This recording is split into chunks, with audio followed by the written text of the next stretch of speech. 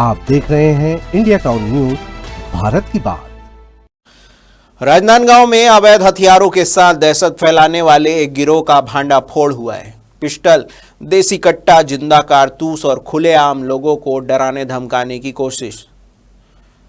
Rajnandgaon SP सुश्री अंकिता शर्मा के निर्देशन और साइबर सेल की संयुक्त कार्रवाई ने इस पूरे नेटवर्क को बेनकाब कर दिया। 7 आरोपी कुल गिरफ्तार हुए, जिनसे 2 नग पिस्टल और 2 नग देसी कट्टा बरामद किया गया। क्या है पूरा मामला, कहां से आए थे ये हथियार और किस नेटवर्क से जुड़ा है यह गिरोह? नमस्कार, मैं हूं सुधीर मिश्रा और आप देखना शुरू कर चुके हैं इंडिया टाउन न्यूज, भारत की बात। देखिए हमारी ये विशेष पड़ताल।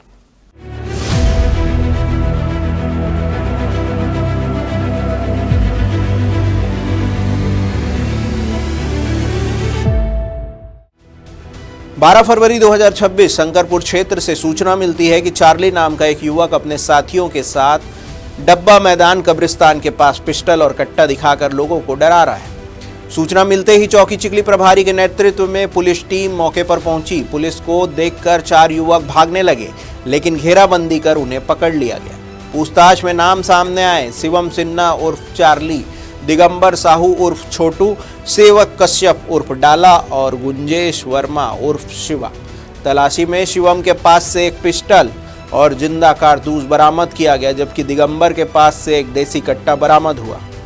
इसमें सूचना आधारित और इंट आधारित ये कार्रवाई रही है। किसी घटना के अंजाम के पूर्व एक बेहतरीन इंटेलिजेंस को प्रदर्शित करते हुए, जो कि चौकी चिखली के कांस्टेबल और सब इंस्पेक्टर को मिला था, वहां के चौकी प्रभारी को, उसके ऊपर से इस कार्रवाई को अंजाम दिया गया है।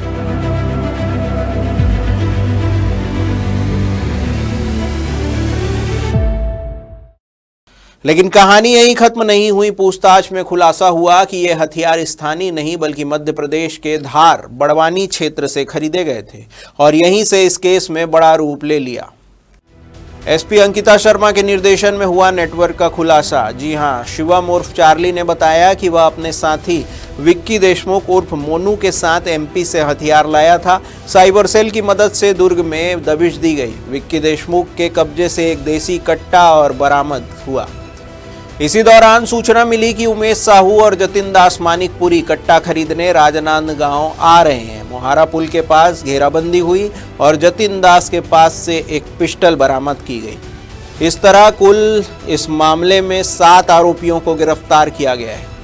बहुत ही बेहतरीन कार्रवाई देखने को मिली है, जिसमें कांस्टेबल्स और चौकी प्रभारी चिखली की एक महत्वपूर्ण भूमिका थी और इंट आधारित ये कार्रवाई रही है।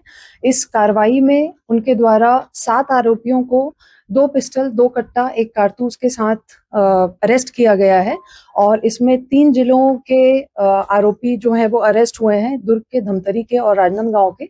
इसके अतिरिक्त इस प्रकरण में 25-27 आर्म्स एक्ट के अलावा 111 बीएनएस, जो कि ऑर्गेनाइज्ड क्राइम की धारा है, जिसमें एग्रीवेटेड ऑफेंस का प्रावधान है, और उसे ऐड किया गया है और ये कार्रवाई पुलिस के द्वारा की गई है।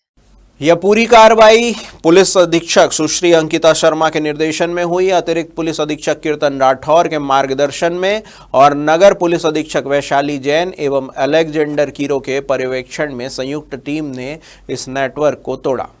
इस मामले में धारा 111 बीएनएस और 25-27 आर्म एक्ट के तहत सभी पर कार्रवाई और मामला दर्ज किया गया है। अब सबसे बड़ा सवाल, क्या यह सिर्फ दहशत फैलाने का मामला था या इसके पीछे कोई बड़ा आपराधिक नेटवर्क काम कर रहा है? क्या यह हथियार किसी बड़ी वारदात के लिए लाए गए थे? पुलिस अब यह पता लगा रही है कि सप्लाई चेन में और कौन कौन से लोग शामिल हैं। क्या पहले भी हथियारों की सप्लाई हुई है और क्या यह गिरोह किसी संगठित अपराध से जुड़ा हुआ है? अवैध हथियार सिर्फ कानून तोड़ने का मामला नहीं, यह आम जनता की सुरक्षा के लिए सीधा खतरा है। डब्बा मैदान और कब्रिस्तान क्षेत्र में हथियार लहराना लोगों के मन में भय का माहौल पैदा करना है, कानून व्यवस्था को चुनौती देने जैसा है। अगर समय पर कार्रवाई न होती तो कोई बड़ी वारदात भी हो सकती थी। छत्तीसगढ़ में हाल ही के वर्षों में अवैध हथियारों की सप्लाई के मामले में लगातार वृद्धि देखी गई है। मध्य प्रदेश के सीमावर्ती क्षेत्रों से देसी कट्टों की तस्करी का पैटर्न पहले भी सामने आता रहा है। कम कीमत, आसान उपलब्धता और अपराधियों के लिए आकर्षण, लेकिन इस बार पुलिस की तत्परता ने संभावित खतरे को टाल दिया।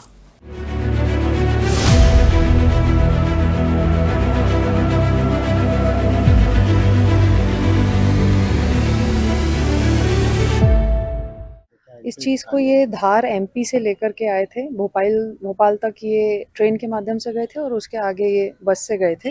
और इन सभी आरोपियों के खिलाफ पूर्व में काफ़ी गंभीर प्रकरणों में अपराध कायम है, जिसमें कुछ लोगों के खिलाफ मर्डर के अपराध हैं, कुछ के खिलाफ 307 आईपीसी के अपराध हैं, 354 या अन्य लड़ाई झगड़े के प्रकरण और कई सारे प्रिवेंटिव एक्शंस की कार्रवाई इनके विरुद्ध की गई है। और इनके द्वारा कलेक्ट किया जा रहा था जिस भी तरीके से इसे लाया गया था, पर कोई भी क्राइम होने से पूर्व ही राजनांदगांव पुलिस के द्वारा इसका भंडाफोड़ कर लिया गया।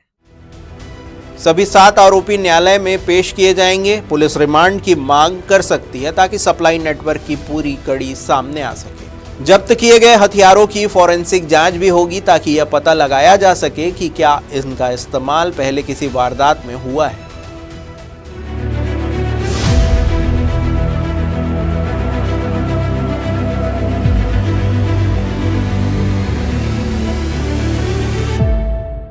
यह कार्रवाई सिर्फ गिरफ्तारी की नहीं बल्कि एक संदेश है, कानून के सामने कोई भी बड़ा नहीं। दहशत फैलाने वालों के खिलाफ सख्त कार्रवाई तय है, लेकिन असली परीक्षा अब जांच की है। क्या पूरा नेटवर्क सामने आएगा?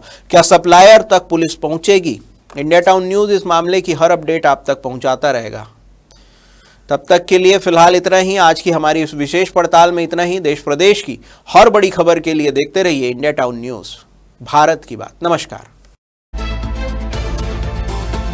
आप देख रहे हैं इंडिया टाउन न्यूज, भारत की बात।